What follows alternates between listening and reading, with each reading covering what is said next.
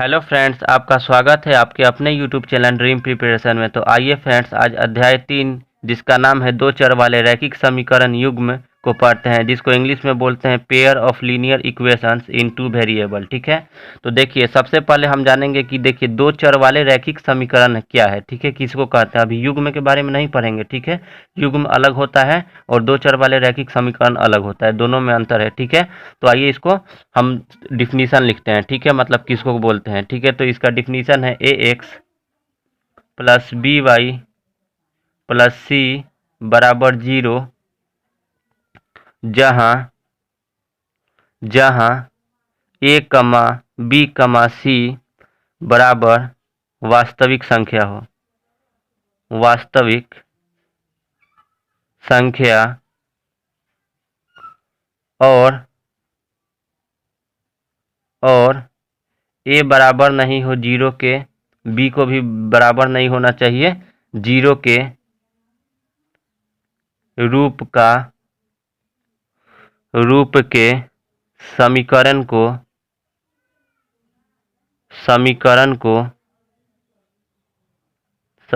को दो चर वाले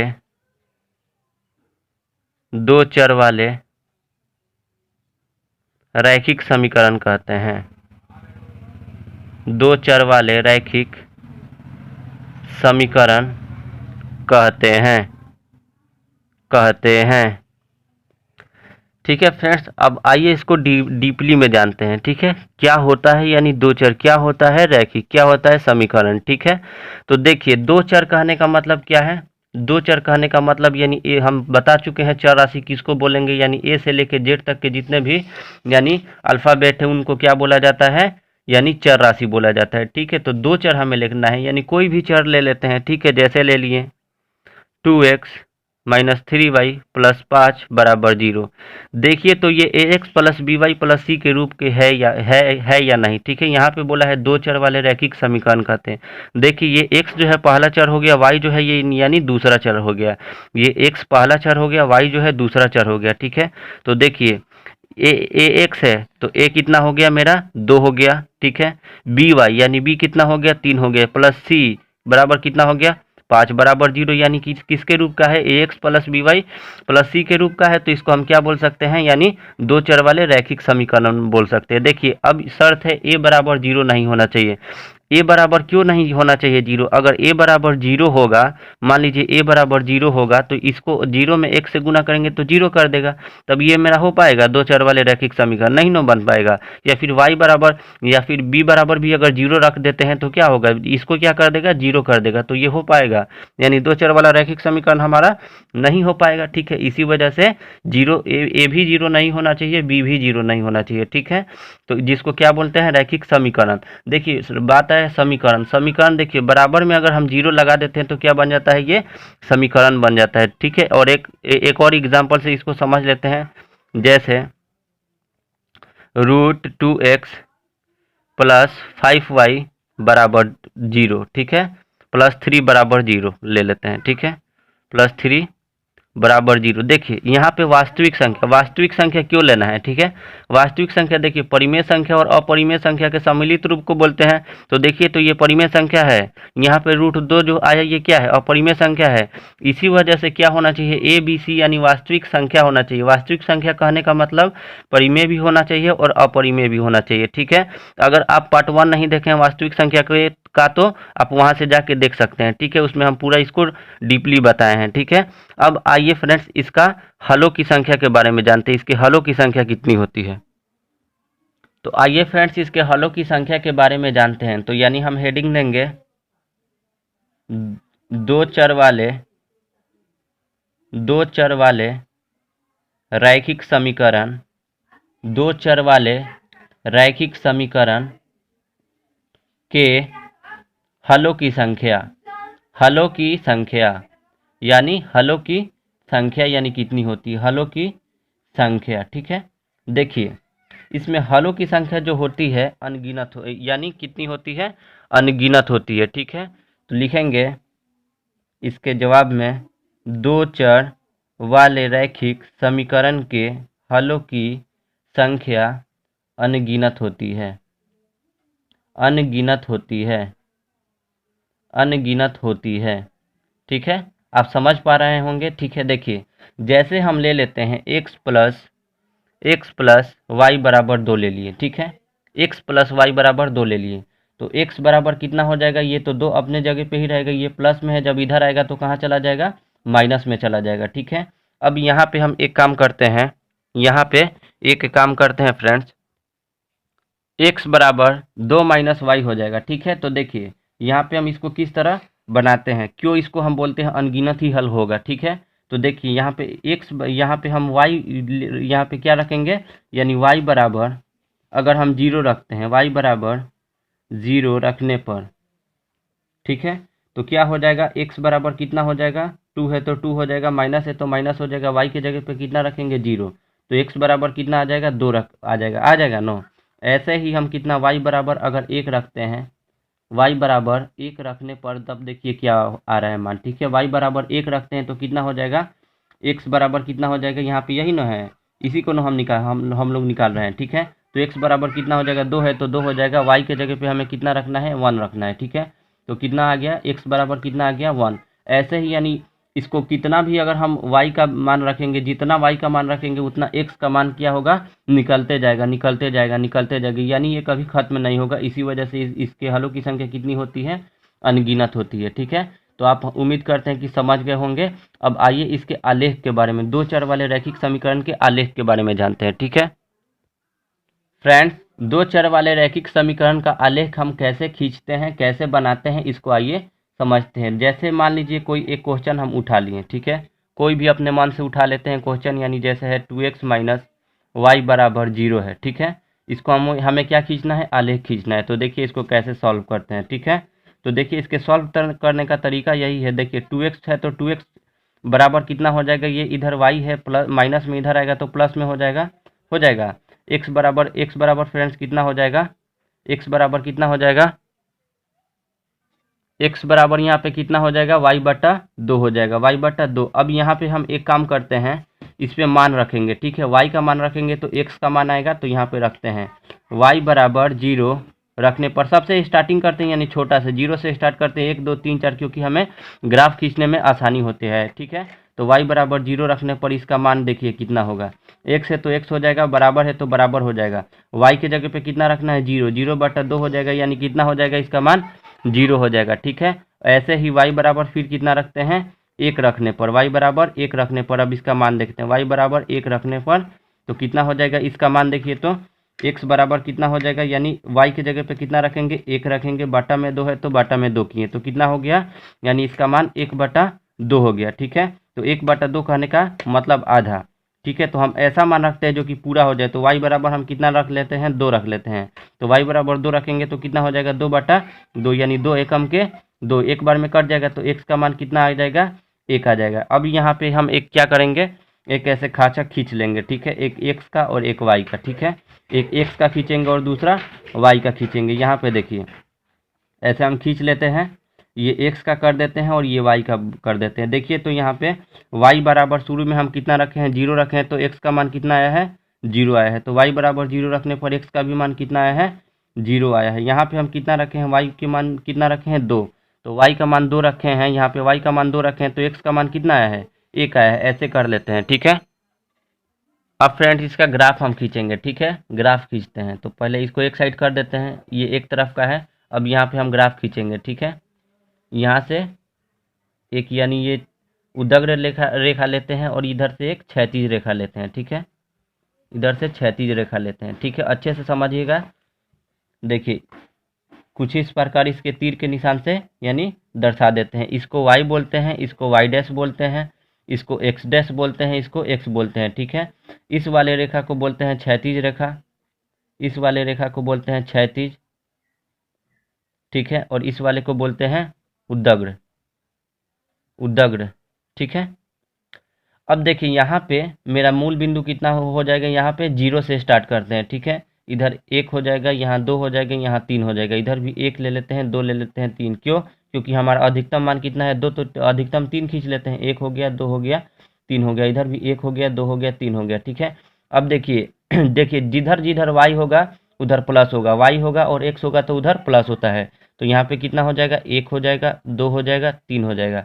यहाँ पे x है, क्या बोले हैं, y और x रहेगा तो प्लस होगा। या इधर भी कितना है, x है, तो कितना हो जाएगा, सारा प्लस में जाएगा, तो यानी इधर 1 हो जाएगा, यानी इधर 2 हो जाएगा, 3 हो जाएगा। x डैश और y डैश की ओर माइनस होता है, ठीक है। तो इधर x डैश है तो क्या हो जाएगा, माइनस, यानी -1 हो जाएगा, -2 हो जाएगा, -3 हो जाएगा। इधर देखिए, इधर भी क्या हो जाएगा, y डैश है तो क्या हो जाएगा, -1 हो जाएगा, -2 हो जाएगा, -3 हो जाएगा। ऐसे इसको खींचने की कोई ज़रूरत नहीं थी, क्योंकि मेरा मान किस में आया है, यानी टोटल प्लस में आया है। लेकिन हम खींच के आपको बता देना है किस तरह खींचा जाता है, ठीक है। अब देखिए यहाँ पे हमें कितना मान रखना है, x का मान 0 तो y का भी मान 0, तो x बराबर 0, y बराबर 0 का मान कहाँ पे आ गया है, यहीं पे आ गया है, ठीक है। अब हमें क्या दूसरा निकालना है, क्या, तो हमें दूसरा निकालना है, यानी कितना, x बराबर 1 और y बराबर 2, x बराबर 1 और y बराबर 2। तो x बराबर देखिए तो 1 यहाँ पे है और y बराबर 2 कहाँ पे आ रहा है, यहाँ पे आ रहा है, यहाँ पे आ रहा है ना, यानी x बराबर 1 यही ना है और y बराबर 2 यहाँ पे आ रहा है। तो इसके ठीक सीधे में लीजिए तो कहाँ पे, यहाँ पे आ रहा है, ठीक है। तो देखिए यहाँ पे आ गया। अब इन दोनों बिंदुओं को क्या करेंगे, एक रेखा से क्या करेंगे, मिला देंगे, ठीक है। यहाँ से कुछ इस प्रकार एक रेखा खींच देते हैं और इनको मिला देते हैं, ठीक है। अच्छा, इसका नाम देना अगर होगा तो हम नाम भी दे सकते हैं, जैसे हम अभी इसी तरह बिंदु ही लिख देते हैं। यहाँ पे जो मेरा पॉइंट आया था, कितना आया था, 0,0 आया था, ठीक है। और ये वाला जो बिंदु था कितना, x का मान पहले लिखते हैं, तो x बराबर 1 था और y बराबर कितना था, 2 था, यही ना था, ठीक है। तो फ्रेंड्स, अब उम्मीद करते हैं कि आपको ये आलेख समझ में आ गया होगा, ठीक है। हम आगे भी इसके बारे में बताएंगे। फ्रेंड्स, आइए जानते हैं, यानी किसको, दो चर वाले रैखिक समीकरण युग्म, जो हमारा चैप्टर है, ठीक है। तो देखिए, युग्म का मतलब आप जान लीजिए, युग्म मतलब होता है जोड़ा, यानी जिसका जोड़ा लगे उसी को क्या बोल देंगे, यानी दो चर वाले रैखिक समीकरण युग्म। आइए इसका डिफिनीशन एक बार लिख लेते हैं, उसके बाद उसको बारी बारी से समझेंगे। तो इसका डिफिनीशन है, दो चर वाले रैखिक समीकरणों को, दो चर वाले रैखिक समीकरणों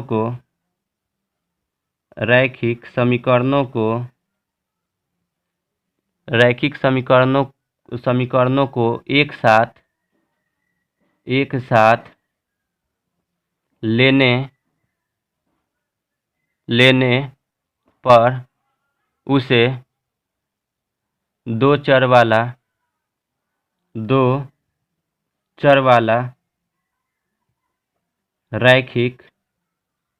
दो चर वाला रैखिक समीकरण युग्म कहते हैं,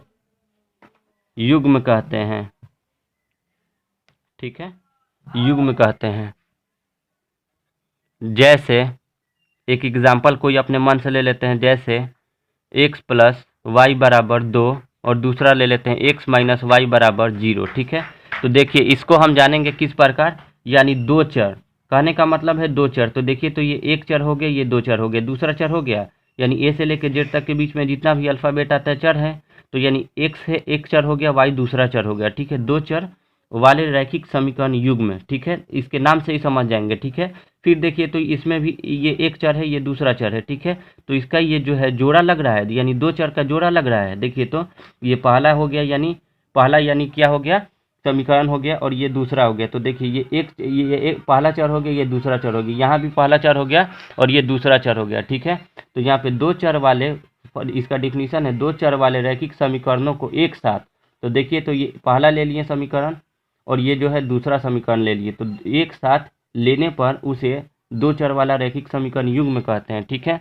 और एक और अगर एग्जाम्पल से आप समझना चाहते हैं तो आप समझ सकते हैं, ठीक है। तो हम रहने देते हैं एक ही एग्जाम्पल, ऐसे समझिएगा। तो एक और एग्जाम्पल लिख देते हैं, ठीक है। जैसे 2x प्लस 3y बराबर 5 और इधर हो जाएगा 3x माइनस वाई बराबर, अगर कोई भी ले लेते हैं 0। तो देखिए, तो यहाँ पे पहला चर हो गया, यहाँ पे दूसरा चर हो गया, ठीक है। तो ये एक हो गया, यहाँ भी पहला चर, यहाँ भी दूसरा चर हो गया, यानी दो चर वाले हो गए। तो इसका क्या बन रहा है, पेयर बन रहा है, यानी इसका जोड़ा लग रहा है। तो जैसे ही जोड़ा लग जाएगा तो उसको क्या बोलेंगे, दो चर वाले रैखिक समीकरण युग्म बोलेंगे। अगर ये एक ही रहेगा, जैसे ये एक ही रहता, x प्लस वाई बराबर केवल 2 रहता, तो ये क्या होता, यानी दो चर वाले केवल रैखिक समीकरण रहता, ठीक है। अब आइए इसके हलों की संख्या को जानते हैं। फ्रेंड्स, इसके हलों की संख्या जानने से पहले हम इसके यानी कि इसके व्यापक रूप के बारे में जानेंगे। ठीक है, तो लिखेंगे व्यापक रूप दो चर वाले रैखिक दो चर वाले रैखिक समीकरण युग्म का व्यापक रूप। इसका व्यापक रूप हो जाएगा फ्रेंड्स, यहाँ पे लिख देते हैं a1x plus b1y plus c1 बराबर 0। एक ये पहला हो गया। दूसरा लिखेंगे a2x plus b2y plus c2 बराबर 0। ठीक है, ये हम क्या ले लिए, दो यानी क्या ले लिए, समीकरण। ठीक है, इसका व्यापक रूप यही होता है। ठीक है, अब यहाँ पे जानेंगे क्या नहीं होना चाहिए, जहाँ क्या है, यानी ए बी सी क्या है। ठीक है, जहाँ a1 b1 c1 a2 b2 c2 यहाँ पे क्या है फ्रेंड्स, टोटल क्या है, यानी वास्तविक संख्या है, वास्तविक संख्या। ठीक है, वास्तविक संख्या कहने का मतलब आपको बता चुके हैं, वास्तविक संख्या। ठीक है, और यहाँ पे जो ये यहाँ पे क्या नहीं होना चाहिए, हमारे एक शर्त है, यानी a1 प्लस b1 बराबर में नहीं होना चाहिए 0 के। ठीक है, या फिर a2 प्लस b2 बराबर में नहीं होना चाहिए किसके, 0 के, यानी 0 के बराबर नहीं। देखिए यहाँ पे अगर 0 अगर a हो जाएगा तो इसको भी 0 कर देगा, तो यानी क्या होगा, ये हो पाएगा, दो चर वाले रैखिक समीकरण युग्म के रूप का हो पाएगा, नहीं ना हो पाएगा। इसी वजह से इसको 0 नहीं होना है। ठीक है, और वास्तविक संख्या के बारे में आपको समझा ही दिए हैं। ठीक है, आइए फ्रेंड्स अब इसके हलों की संख्या के बारे में जानते हैं। फ्रेंड्स, दो चर वाले रैखिक समीकरण युग्म के हलों की संख्या के बारे में जानेंगे। ठीक है, तो इसके हलों की संख्या जो होता है वो 3 होता है। ठीक है, पहला जो है अद्वितीय हल होता है। ठीक है, अद्वितीय हल, और अद्वितीय हल जिसको हम क्या बोल सकते हैं, यानी एक हल बोल सकते हैं, जिसको हम एक हल बोल सकते हैं। दूसरा जो होता है वो होता है कोई हल नहीं, कोई हल नहीं। ठीक है, तीसरा जो होता है फ्रेंड्स, जो तीसरा होता है वो होता है अनेक हल। अनेक हल कहने का मतलब अनंत हल, अनगिनत हल, अनेक हल। ठीक है, जिसको हम बोलते हैं अनंत हल, जिसको हम बोलते हैं अनंत हल। ठीक है, तो आइए इसको बारी बारी से जानते हैं। यानी पहला लिख देते हैं अद्वितीय हल। ठीक है, अद्वितीय हल पहला जानेंगे। अद्वितीय हल कब होगा, ठीक है, और क्यों होता है। तो देखिए अद्वितीय हल जिसको हम बोलते हैं एक हल, जिसको बोलते हैं एक हल, तो ये कब होता है। ठीक है, तो आइए इसको जानते हैं। तो देखिए इसका डिफिनीशन लिखवा दे रहे हैं। ठीक है, जब दो रेखाएं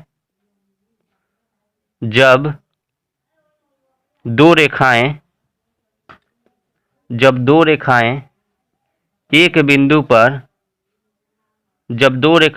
बिंदु पर प्रतिच्छेद करती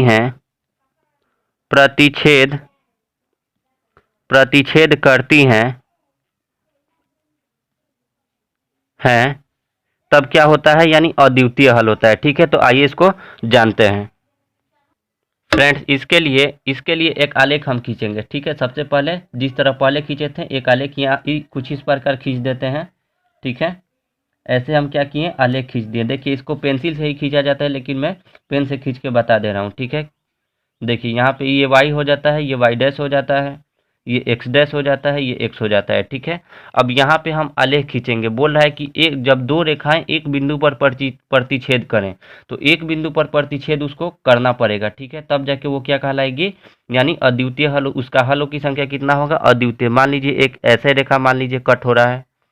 ठीक है, और एक और मान लीजिए इसके ऊपर एक रेखा यानी कट हो रहा है। ठीक है, मान लीजिए ऐसे कोई रेखा कट हो रहा है। ठीक है, तो देखिए तो इसको एक बिंदु पर प्रतिच्छेद की है। देखिए तो यहाँ पे यानी दोनों का प्रतिच्छेदी बिंदु कहाँ पे है, यहाँ पे हो रहा है। तो देखिए तो जब एक बिंदु पर क्या बोले, जब दो रेखाएं एक बिंदु पर, तो देखिए तो ये एक ही बिंदु पर नो कट कर रही है। उसके बाद तो ये इधर जा रही है, ये इधर जा रही है, कभी कट हो पाएगा नहीं, क्योंकि ये तो इधर जाएगी और ये इधर जाएगी। ठीक है, तो एक बिंदु पर जैसे ही कट होता है तो क्या हो जाता है फ्रेंड्स, ये क्या हो जाता है, इसका हलों की संख्या कितना हो जाता है, अद्वितीय हल यानी एक हल हो जाता है। इसको नाम दे देते हैं यानी ए बी। ठीक है, तो आप उम्मीद करते हैं कि समझ गए होंगे। आइए अब यानी कोई हल नहीं को सॉल्व करते हैं। फ्रेंड्स, कैसे मालूम होगा कि जो है कोई हल नहीं होगा? ठीक है, तो इसका हम डिफिनीशन लिख देते हैं। जब दो रेखाएं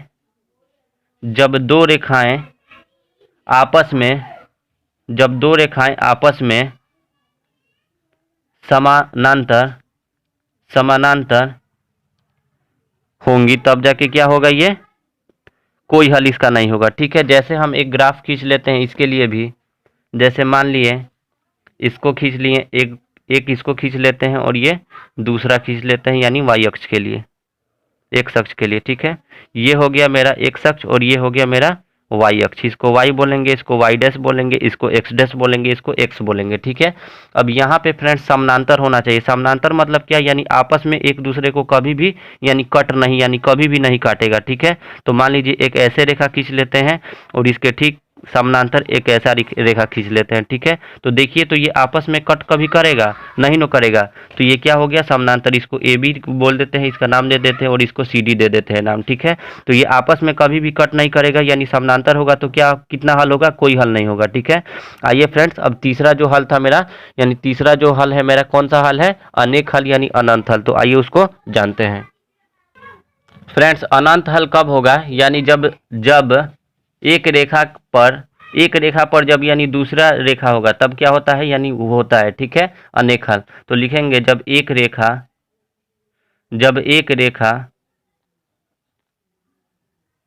के बिंदु दूसरे रेखा पर हो तब इसको क्या बोलेंगे, यानी अनेक हल होगा। ठीक है, यहाँ पे एक और चीज है, जब एक रेखा के बिंदु दूसरे रेखा पर हो और यहाँ दो रेखाएं संपाती होती है, यहाँ दो रेखाएं संपाती होती है। ठीक है, तो यहाँ पे फ्रेंड्स हो गया दो रेखाएं संपाती। आइए इसको ग्राफ से हम समझते हैं। ठीक है, कैसे यानी संपाती होगा और क्यों होगा। ठीक है, ऐसे हम वाई डैश के लिए खींच लिए, वाई अक्ष के लिए खींच लिए और ये जो दूसरा हम एक्स अक्ष के लिए खींच लिए। ठीक है, तो देखिए, इसको हम बोलेंगे वाई और इसको बोलेंगे वाई डैश, इसको बोलेंगे एक्स डैश, इसको बोलेंगे एक्स। ठीक है, अब यहाँ पे हम एक काम करते हैं, यानी संपाती के बारे में हम समझते हैं। जैसे हम एक रेखा खींच लिए इस तरह, देखिए हम इस सारे में यानी दो जो हम किए हैं हल, उसमें तो यानी दो यानी रेखा था, लेकिन इसी के ऊपर से एक और रेखा हो, इसी के ऊपर से क्या हो, एक और रेखा हो, तो यानी कब कितना हल होगा, इसके हलों की संख्या कितनी हो जाएगी, ऐसे हो, यानी इसके हलों की संख्या तब कितनी हो जाएगी फ्रेंड्स, यानी अनेक हल यानी अनंत हल होगा। ठीक है, तो आप ग्राफ को देख के बता सकते हैं कि यानी सभी के हलों की संख्या कितनी होगी। तो अच्छा, यहाँ पे बोला यहाँ दो रेखा संपाती कहने का मतलब एक दूसरे के ऊपर हो तो क्या होगी, संपाती होगी। ठीक है, आइए फ्रेंड्स, अब हम चार्ट के बारे में जानते हैं। ठीक है, यानी एक सारणी बनाएंगे। आइए फ्रेंड्स, सारणी के बारे में जानेंगे, जो कि परीक्षा के व्यू से सबसे ज़्यादा इंपॉर्टेंट है। ठीक है, इसका ऑब्जेक्टिव भी पूछता है और सब्जेक्टिव में भी पूछ रहा है। ठीक है, तो अनुपातों की तुलना में हम क्या लिखेंगे, यानी पहला हम लिखते हैं A1/A2। ठीक है, जो कि हम व्यापक रूप में पढ़ाए हैं, A1/A2, और इधर लिखेंगे B1/B2 बराबर दोनों नहीं होगा तब क्या होगा, A1/A2 बराबर नहीं होगा B1/B2 के। तो यानी ग्राफ कैसा होगा, यानी हम केवल देख के बता सकते हैं समीकरण को, यानी ग्राफ जो है इसका कैसा होगा, तो इसका जो होगा ग्राफ प्रतिच्छेद करती हुई रेखा होगा। ठीक है, अब देखिए फ्रेंड्स, इसका बीजगणितीय जो निरूपण वो होगा, वो कैसा होगा, यानी इसका जो बीजगणितीय होगा निरूपण वो होगा केवल एक हल होगा। ठीक है, आइए इसको इधर हम यानी एग्जाम्पल के थ्रू समझते हैं। ठीक है, ये पहला का एग्जाम्पल है, यानी जैसे हम कोई भी ले लेते हैं 2x - 3y बराबर 8 ले लिए। ठीक है, और जो दूसरा है वो ले लेते हैं 4x - 6y बराबर 9 ले लेते हैं। ठीक है, तो देखिए ये A1, अब देखिए इसमें हम A1 A2 हमें मालूम नहीं है। ठीक है, तो यानी जो ये जो है पहला A1 का मान है, तो A1 बराबर मेरा कितना है, 2 है, B1 बराबर मेरा कितना है, यानी जो y के साथ में है तो 3 है, और C का मान कितना है, यानी C1 मेरा कितना है 8 है। और यहाँ पे देखिए तो A2 मेरा कितना है, A2 बराबर यहाँ पे मेरा 4 है, B2 बराबर यहाँ पे कितना है, तो B2 बराबर यानी मेरा माइनस का 6 है, यहाँ पे माइनस का 3 है, और C2 बराबर मेरा कितना है, यहाँ पे 9 है। और हमें ज्ञात क्या करना है, यानी A1 बटा A2 बराबर नहीं है B1 बटा B2 के, ठीक है। A1 बटा A2 जो है वो बराबर नहीं है B1 बटा B2 के।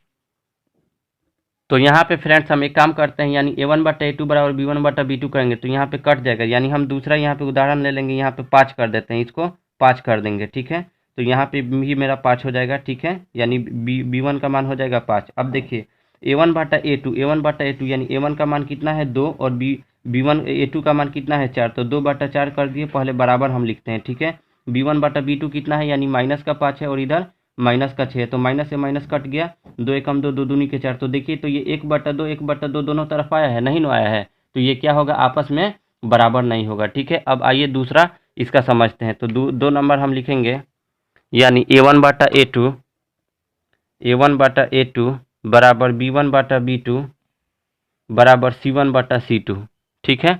तब क्या होगा, समपाती रेखा, यानी एक रेखा के ऊपर दूसरी रेखा होगा, केवल हम समीकरण देख के बता देंगे, समपाती रेखा, ठीक है।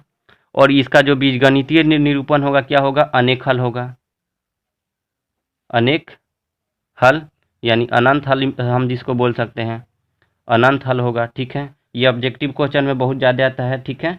तो देखिए ये इसको हम सॉल्व करते हैं, यानी उदाहरण से, ठीक है। तो इसका जो दूसरा है हम उदाहरण लेंगे, दूसरा उदाहरण हम ले लेते हैं 3x प्लस 10y बराबर 10, और इधर हो जाएगा 6x प्लस 20y बराबर 20, ठीक है। तो यहाँ पे हमें तो क्लियर देखने से दिख रहा है A1 का मान कितना है 3 है, और A2 का मान कितना है 6, तो 3 बटा 6 किए, सब में पहले बराबर देते हैं।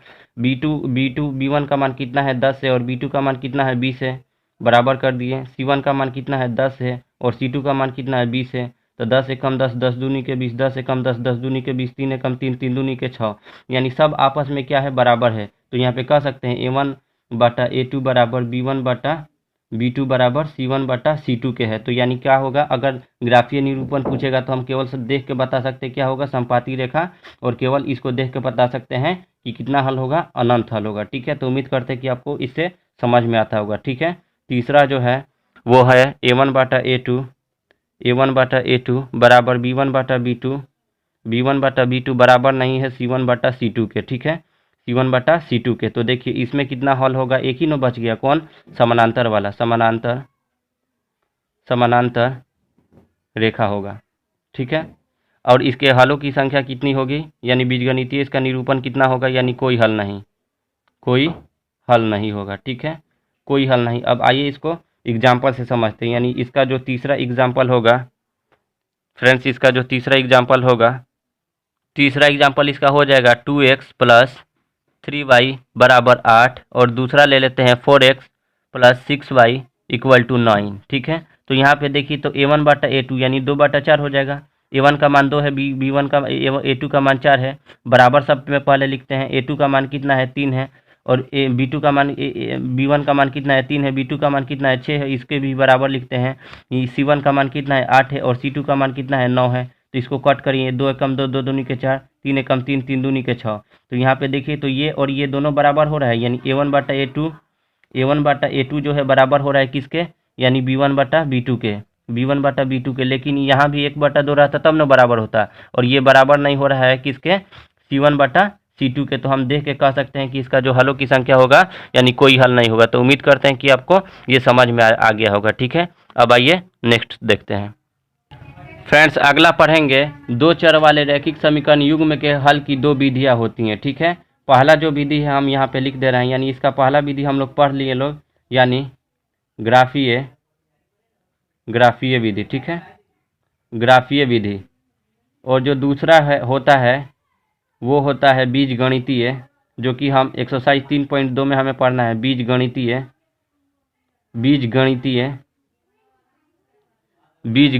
विधि, ठीक है।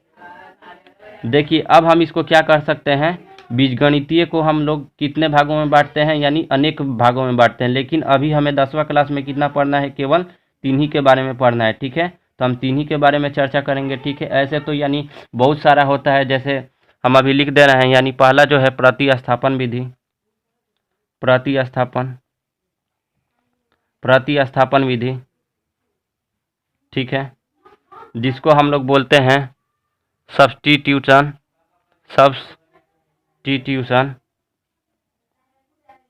मेथड, ठीक है। और इसका जो यानी दूसरा जो विधि है वो है विलोपन विधि, दूसरा जो है वो है विलोपन विधि, जिसको हम लोग बोलते हैं एलिमिनेशन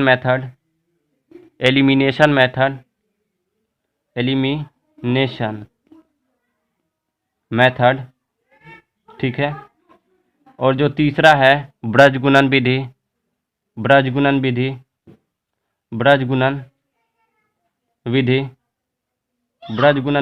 ठीक है, जिसको हम लोग बोलते हैं क्रॉस मल्टीप्लिकेशन